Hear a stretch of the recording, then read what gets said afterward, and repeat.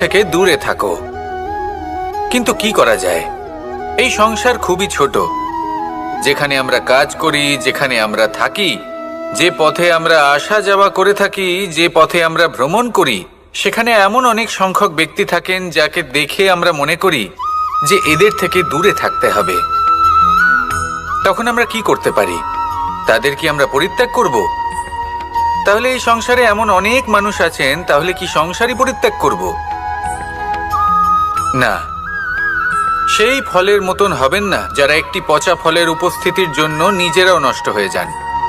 বরং হয়ে উঠুন চন্দন বৃক্ষের মতন, যেটা আসলে সাপেদের বাসস্থান, যেখানে অনেক সংখ্যক অত্যন্ত ভয়ানক বিষধর সাপ থাকে।